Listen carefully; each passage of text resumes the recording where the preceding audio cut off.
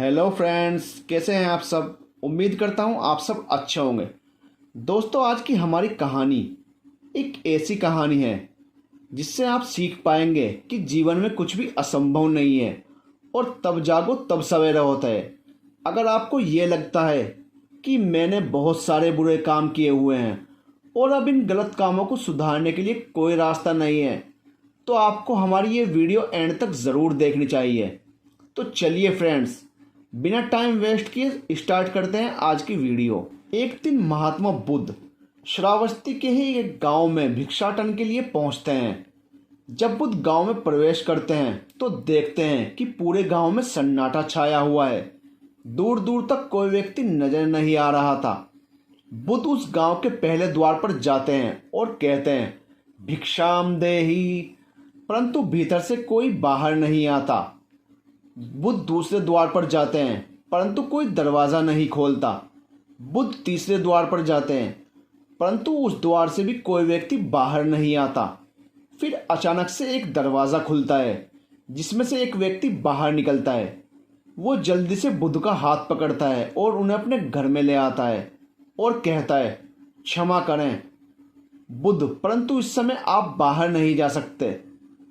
उंगली माल को श्रावस्ती की सीमा पर देखा गया है। सभी गांव वाले डर के मारे अपने घरों की खिड़कियां दरवाजे बंद करके बैठे हुए हैं। बुद्ध उस व्यक्ति से पूछते हैं, कौन है ये उंगली माल और उससे इतना भय क्यों है। वह व्यक्ति कहता है, उंगली माल एक राक्षस है। उसे जो भी मनुष्य मिलता है, बच्चा, वृद्ध, स्त्री या पुरुष, यहाँ तक कि सन्यासी भी, वो किसी को भी नहीं छोड़ता। महाराज प्रसन्नजीत के सैनिक भी उससे डरते हैं। बुद्ध उस व्यक्ति से पूछते हैं, क्या वो ये सब धन के लालच में करता है। वो व्यक्ति कहता है, नहीं, धन का उसे कोई लालच नहीं है। वो जब भी किसी मनुष्य पर वार करता है तो उसकी उंगली काटकर अपने गले की माला बनाता है, इसलिए उसका नाम उंगली माल पड़ गया है। और यह भी सुना है कि जब उसके गले की माला में 100 उंगलियां पूरी हो जाएंगी तो उसकी विनाशक शक्तियाँ और भी ज़्यादा बढ़ जाएंगी। बुद्ध कहते हैं, आपका आभार जो आपने मुझे उसके बारे में बताया। फिर वो व्यक्ति बुद्ध से कहता है कि कृपया कर आप बाहर मत जाइए क्योंकि वो आप पर भी वार कर सकता है। बुद्ध कहते हैं, भय से अपनी राह छोड़ दो, ऐसा मैंने कभी नहीं किया। मुझे भिक्षा मांगता देख जन जन के हृदय में उंगली माल का भय कम होगा। फिर वो व्यक्ति कहता है, नहीं बुद्ध, आप मत जाइए, वो बहुत ही ज़्यादा खतरनाक है। बुद्ध कहते हैं, वो खतरनाक नहीं बल्कि दुखी है और मुझे उसके पास जाना होगा क्योंकि उसे मेरी आवश्यकता है। इतना कहकर बुद्ध उस व्यक्ति के पास से चले जाते हैं। कुछ दूर चलने के बाद बुद्ध वन में प्रवेश करते हैं। वन में चारों ओर एक सन्नाटा छाया होता है। दूर दूर तक ना तो कोई मनुष्य ना ही कोई पशु पक्षी दिख रहा होता है, परंतु बुद्ध अपने मार्ग में आगे बढ़ते रहते हैं। अचानक बुद्ध के सामने उंगली माल आकर खड़ा हो जाता है। उसका रूप इतना डरावना होता है कि कोई भी व्यक्ति उसे देखकर ही भयभीत हो जाए। उसके गले में उंगलियों की माला होती है। चेहरा और हाथ रक्त से सने होते हैं और शरीर बलशाली होता है। उसका रूप इतना भयानक होता है कि किसी भी साधारण व्यक्ति के प्राण तो उसे देखते ही निकल जाएं। परंतु बुद्ध पर उंगली माल के इस डरावने रूप का कोई भी असर नहीं होता। बुद्ध कुछ क्षण तक एक शांत मुस्कुराहट के साथ उंगली माल की तरफ देखते हैं और फिर उसकी बगल से निकलकर अपने मार्ग में आगे बढ़ जाते हैं। बुद्ध को ऐसा करते देख उंगली माल को यह समझ नहीं आता कि उसके साथ ये हो क्या रहा है। वह मन ही मन सोचता है कि मुझे देखकर लोग या तो भाग जाते हैं या मुझे देखकर ही मर जाते हैं या फिर मुझसे अपने प्राणों की भीख मांगने लगते हैं। मैंने कई सन्यासियों को भी मारा है, परंतु मैंने आज तक कोई ऐसा व्यक्ति नहीं देखा जो मुझे नज़रअंदाज करके अपने मार्ग में आगे बढ़ जाए। या तो इसने मुझ पर ध्यान नहीं दिया होगा या फिर हो सकता है कि ये देख ही ना सकता हो, परंतु मुझे इससे क्या, मुझे तो अपनी उंगलियों की माला पूरी करनी है। उंगली माल बुद्ध को आवाज़ लगाता है, ए साधु रुक। फिर भी बुद्ध उंगली माल को नज़रअंदाज करते हैं और अपने मार्ग में आगे बढ़ते रहते हैं। उंगली माल और ज्यादा क्रोध में भरकर बुद्ध को आवाज लगाता है, ए साधु रुक। फिर भी बुद्ध उंगली माल को फिर से नजरअंदाज करते हैं और अपने मार्ग में आगे बढ़ते हैं। उंगली माल तीसरी बार बहुत ही ज्यादा क्रोध में भरकर आवाज लगाता है, ए साधु रुक। फिर बुद्ध रुकते हैं। उंगली माल बुद्ध के पास जाता है और कहता है, मेरे आदेश देने के बाद भी तू रुका क्यों नहीं? बुद्ध कहते हैं, मैं तो बहुत पहले ही रुक चुका हूं, तुम ही चलते जा रहे हो। उंगली माल ये समझ ही नहीं पाता कि बुद्ध क्या कह रहे हैं, परंतु वो इतना जरूर समझ जाता है कि सामने खड़ा व्यक्ति उससे थोड़ा भी नहीं डर रहा है। उंगली माल बुद्ध को डराने के लिए चिल्लाकर पूछता है, ए साधु तुझे मुझसे भय नहीं लग रहा है क्या? मैं आदि मानव हूं। बुद्ध कहते हैं, नहीं तुम मानव हो। बुद्ध की यह बात उंगली माल के हृदय पर लगती है। पहली बार उसे किसी ने मानव कहा था, परंतु वो इस बात को नजरअंदाज करने का प्रयास करता है और बुद्ध से पूछता है, ए साधु तूने ये क्यों कहा कि तू कब का रुक चुका है, जबकि तू तो चला आ रहा था? और तूने ये क्यों कहा कि मैं नहीं रुका? बुद्ध कहते हैं, मैं बहुत पहले ही रुक चुका हूं, यानी मैंने ऐसे सारे बुरे काम करना पहले ही छोड़ दिया है जिससे किसी का भी बुरा हो। सब जीना चाहते हैं, बस तुम उन्हें दया की दृष्टि से देखने का प्रयास करो। बुद्ध के ये शब्द दोबारा से उंगली माल के हृदय पर चोट करते हैं, परंतु वह दोबारा से बुद्ध की बातों को नजरअंदाज करने का प्रयास करता है और इस बार वह और क्रोध में भरकर बुद्ध की गर्दन पर अपनी कटारी रख देता है, जिससे वो लोगों की हत्या किया करता था, और बुद्ध से चिल्लाकर कहता है, नहीं, मानव में ना तो प्रेम है और ना ही करुणा है, सिर्फ छल और कपट है। इसलिए मैं सबकी हत्या करूंगा और किसी को जीवित नहीं छोड़ूंगा। बुद्ध कहते हैं, तुम्हें लोगों ने बहुत दुख दिया है उंगली माल। क्रूरता मनुष्य अज्ञान के कारण ही करता है। ईर्ष्या, द्वेष, मोह, माया, यह सभी अज्ञान की ही संतान है। परंतु वो व्यक्ति ही है जिसमें दया, करुणा, सद्भाव और समझ का उदय भी होता है। उंगली माल, यदि इस जीवन में क्रूर और निष्ठुर लोग हैं तो दयावान भी हैं। बस तुम्हें अपनी आंखों से इस अंधेपन की पट्टी को हटाना होगा जो तुम्हें केवल बुरा ही दिखा रही हैं। तीसरी बार बुद्ध के शब्दों को सुन उंगली माल का खुद पर से संयम हट जाता है। उसे समझ नहीं आता कि पहली बार उसे अपना आपा इतना कमजोर क्यों महसूस हो रहा है। वह कोशिश तो करता है क्रोध करने की, परंतु कर नहीं पाता। वो बड़ी हिम्मत जुटाकर क्रोधित होने का नाटक करके बुद्ध से कहता है, तुम और व्यक्तियों जैसे नहीं हो। बुद्ध कहते हैं, मैं हर व्यक्ति जैसा ही हूँ, बस जागृत हूँ और यह सिद्ध कर रहा हूँ कि हर व्यक्ति में जागने की क्षमता है। मेरा मार्ग क्रूरता को दया में परिवर्तित करता है। उंगली माल, तुम अनजाने में घृणा के पथ पर हो। बस इस क्षण रुक जाओ। तुम्हारे भीतर भी ये क्षमता है कि तुम दया और करुणा के पथ पर चल सको। इतना सुनते ही उंगली माल के हाथ से कटारी जमीन पर गिर जाती है और उसकी आंखों से आंसू बहने लगते हैं। भला कोई कब तक बुद्ध को अनदेखा करेगा?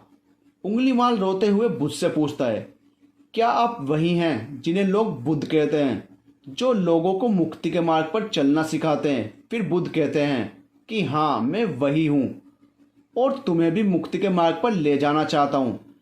फिर उंगली माल कहता है, परंतु मैं अब बहुत दूर निकल गया हूँ। मैंने बहुत हत्याएं की हैं, बहुत पाप किए हैं।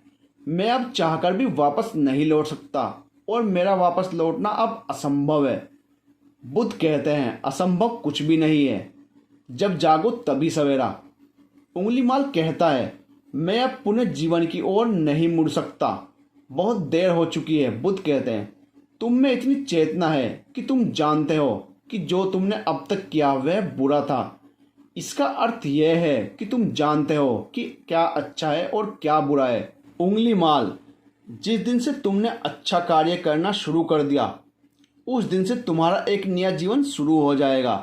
फिर उंगली माल कहता है, मैं कितने भी अच्छे कार्य क्यों न कर लूं, परंतु लोग मुझे उसी दृष्टि से देखेंगे और मुझे चैन से जीने नहीं देंगे। बुद्ध कहते हैं, उंगली माल, यदि तुमने हिंसा का मार्ग छोड़ा तो मैं तुम्हें मार्ग दिखाऊंगा और तुम्हारा संरक्षण करूंगा। और तुम्हें लोगों की घृणा से बचाऊंगा। बस पहला कदम तुम्हें ही उठाना होगा। उंगलीमाल पूछता है, क्या ये हो सकता है? बुद्ध कहते हैं, हाँ, अवश्य हो सकता है। तुम में असामान्य बुद्धि है उंगलीमाल। तुम परम सत्य के पथ पर बहुत आगे जाओगे। उंगलीमाल रोते हुए बुद्ध के चरणों में गिर पड़ता है और कहता है, मैं आपको वचन देता हूँ कि मैं सारे बुरे कृत्य करना छोड़ दूंगा और आपके पीछे करुणा के पथ पर चलना सीखूंगा। कृपया कर आप मुझे अपना शिष्य बना लीजिए। बुद्ध कहते हैं, मैं किसी को अपना शिष्य नहीं बनाता, बल्कि व्यक्ति स्वयं मेरे संग से जुड़ता है। उंगलीमाल उसी समय बुद्ध का भिक्षु बन जाता है। यहाँ पर एक बात समझनी जरूरी है कि बुद्ध किसी को भी अपना शिष्य या भिक्षु नहीं मानते थे। जो भी व्यक्ति उनके साथ जुड़ता था वो उसे केवल मार्ग दिखाते थे और वो उस मार्ग पर चलता था। भिक्षु और शिष्य शब्द केवल संघ से जुड़ने वाले लोगों की पहचान होती थी। कहानी में आगे बढ़ते हैं। बुद्ध का भिक्षु बनने के बाद उसका नाम अहिंसक पड़ जाता है। फिर बुद्ध ने जैसा उसका नाम रखा था वो ठीक वैसा ही बन चुका था। दोस्तों, आगे की कहानी में जानते हैं कि कैसे उंगलीमाल राक्षस एक अहिंसक बना। इसे जानने के लिए आप वीडियो में अंत तक हमारे साथ बने रहिए। जब अहिंसक पहली बार अन्य भिक्षुओं के साथ एक गांव में भिक्षाटन के लिए जाता है तो गांव के कुछ लोग उससे बदला लेने के लिए उसी लाठी डंडों से पीटने लगते हैं। जब ये बात बुद्ध को पता चलती है तो वे तुरंत उसे बचाने के लिए उसके पास पहुंचते हैं और अपने शरीर को उन लाठी डंडों के बीच में ले आते हैं जो अहिंसक को पड़ रहे थे। बुद्ध को देखकर वे गांव वाले डंडे और पत्थर मारना बंद कर देते हैं। सभी लोग बुद्ध से कहते हैं, बुद्ध, क्यों आप इस हत्यारे उंगलीमाल की रक्षा कर रहे हैं? ने जाने कितने लोगों की जानें ली हुई हैं इसने। बुद्ध कहते हैं, अब यह उंगलीमाल नहीं है, बल्कि इसका नाम अब अहिंसक है। अब यह आपकी ही तरह एक मानव है। वे गांव वाले कहते हैं, ऐसा आदमी कभी नहीं बदल सकता। बुद्ध कहते हैं, यह बदल चुका है, बस आप सब लोग इसे अपनी पुरानी दृष्टि से देख रहे हैं। यदि यह उंगलीमाल होता तो क्या आप में से किसी में भी इतना साहस या बल होता कि कोई इसे एक उंगली भी लगा सके? यह आपका हर बार खाता रहा और क्या इसने आप पर कभी पलटवार किया? नहीं ना। क्या यह परिवर्तन आपको नहीं दिखा? आज इसने अपना लहू बहा से अपने सारे बुरे कृत्य धो डाले हैं। आप लोगों के द्वारा इतनी मार खाने के बाद भी इसकी आंखों में आपके लिए क्रोध नहीं है। क्या यह बदलाव आपको नहीं दिख रहा है? यह तो बदल गया, परंतु आप कब बदलोगे? इतने में ही उन गांव वालों में से एक स्त्री कहती है, यह परिवर्तन मैंने स्वयं देखा है। वो स्त्री गांव वालों से कहती है, आप में से ऐसा कौन है जो दूसरों के दुख में दुखी हो, दूसरों की पीड़ा सहन ना हो तो उसे हर प्रकार की सहायता प्रदान करे? और ऐसा भिक्षु ने किया है। 2 दिन पहले एक व्यापारी अपनी पत्नी को लेकर जा रहा था और उसकी पत्नी प्रसव पीड़ा से व्याकुल थी। तब मैं पास से ही गुजर रही थी, इसलिए मैं भी दौड़ी दौड़ी गई। उस स्त्री की पीड़ा बढ़ती जा रही थी। घना जंगल होने के कारण उसे कहीं ले जाया भी नहीं जा सकता था। तभी यह भिक्षु वहां पहुंचा और इसने पूछा कि क्या हुआ बहन? मैंने इसे बताया कि यह स्त्री प्रसव पीड़ा में है और इस घने वन में हम कुछ कर भी नहीं पा रहे हैं। कब तक यह कष्ट भोगेगी? कहीं इसके और इसके बच्चे के प्राण न चले जाएं। फिर इस भिक्षु ने मुझसे कहा कि ऐसा नहीं होगा, मैं अभी अपने गुरु के पास जाऊंगा, वे अवश्य ही कोई मार्ग दिखाएंगे। इतना कहकर यह भिक्षु दौड़कर वहां से चला गया। बुद्ध कहते हैं कि फिर व्यथित हो अहिंसक मेरे समक्ष आया और मेरे पैरों में गिरकर मुझसे कहने लगा, बुद्ध, एक स्त्री गहन प्रसव पीड़ा में है और उसकी पीड़ा बढ़ती जा रही है। कहीं माँ और बच्ची को कुछ हो न जाए। ये सब सुनकर बुद्ध ने कहा कि दौड़कर जाओ और उससे कहो, बहन, जिस दिन से मेरा जन्म हुआ है मैंने जानबूझकर किसी भी प्राणी को कष्ट नहीं पहुंचाया है। मेरे सत्कर्म तुम्हारा कवच बने और आपके शिशु की रक्षा करें। अहिंसक ने मुझसे कहा, परंतु यह तो असत्य होगा बुद्ध। सत्य तो यह है कि मैंने आज तक बहुत से प्राणियों को कष्ट पहुंचाया है। यदि मैंने ऐसा कहा तो वे माता और शिशु उसी क्षण प्राण त्याग देंगे। फिर बुद्ध ने कहा, तो तुरंत जाओ और उस स्त्री से कहो, बहन, जिस दिन से मेरा एक नया जन्म हुआ है मैंने सभी बुरे कृत्यों को त्यागा है और उस दिन से मैंने किसी भी प्राणी को कष्ट नहीं पहुंचाया है और मेरे सत्कर्म आपका सुरक्षा कवच बने और आपकी और आपके शिशु की रक्षा करें। फिर अहिंसक ने बुद्ध से पूछा कि क्या मेरे सत्कर्म उन्हें बचा लेंगे? बुद्ध ने कहा कि अवश्य, यह तुम्हारी अपनी कमाई है, या तो तुम इसे अपने पास बचा कर रखो या फिर किसी पराय पर खर्च कर दो। अपने कमाए सत्कर्म को किसी पराय पर न्यौछावर करने से पहले अहिंसक ने एक क्षण नहीं सोचा और वो उसी समय उस स्त्री और उसके शिशु की जान बचाने के लिए वहां से चला आया। वह स्त्री कहते हैं कि हाँ, यह भिक्षु दौड़कर वहां आया और अभी वो स्त्री गहन पीड़ा से जूझ रही थी। इसने अपने दोनों हाथ जोड़े और आंखें बंद करके कहने लगा, बहन, जिस क्षण से मैं भिक्षु बना हूं उस क्षण के बाद मैंने कोई भी ऐसा कृत्य नहीं किया जिससे कि किसी भी प्राणी को कष्ट पहुंचे। मेरे सत्कर्म आपके लिए सुरक्षा कवच बने, आपकी और आपके शिशु की रक्षा करें। और इतना कहते ही उस स्त्री ने बच्चे को जन्म दे दिया। फिर बुद्ध कहते हैं कि दूसरों के दुख से दुखी होने वाला यह व्यक्ति अहिंसक कैसे किसी को दुख दे सकता है? यदि यह भिक्षु मन का सच्चा ना होता तो वह स्त्री कब के अपने प्राण त्याग चुकी होती। फिर अहिंसक ने बुद्ध से कहा कि इन्हें मत रोकिए बुद्ध, इन्हें मारने दीजिए और तब तक मारने दीजिए जब तक कि इनके मन का क्रोध शांत ना हो जाए। फिर बुद्ध अहिंसक से कहते हैं, कर्म और गुणों के भंडार हो तुम, आज तुमने अपने नाम अहिंसक को सिद्ध कर दिया है। बुद्ध और उस स्त्री की बातें सुन वे सभी गांव वाले कहते हैं, आप सही कह रहे हैं बुद्ध, अहिंसक बदल चुका है और हमसे ही देखने में भूल हो गई थी। दोस्तों, लोग सोचते रहते हैं कि उन्होंने बहुत सारे गलत काम किए हैं, अब इन गलत कामों को सुधारने के लिए कोई भी विकल्प नहीं है।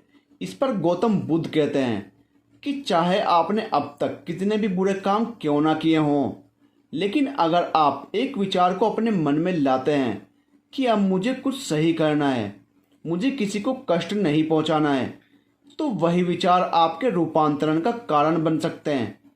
पर सबसे ज़रूरी बात यही है कि क्या आप पहला कदम उठाने के लिए तैयार हैं। तो दोस्तों, यह थी गौतम बुद्ध की एक सीख देने वाली कहानी। दोस्तों, आपको ये कहानी कैसी लगी हमें कमेंट करके ज़रूर बताइए और अगर आपको हमारी वीडियो अच्छी लगती है तो प्लीज़ हमारे चैनल को सब्सक्राइब कीजिए, हमारी वीडियो को अपने फ्रेंड्स के साथ शेयर कीजिए। दोस्तों, मिलते हैं नेक्स्ट वीडियो में, तब तक के लिए गुड बाय।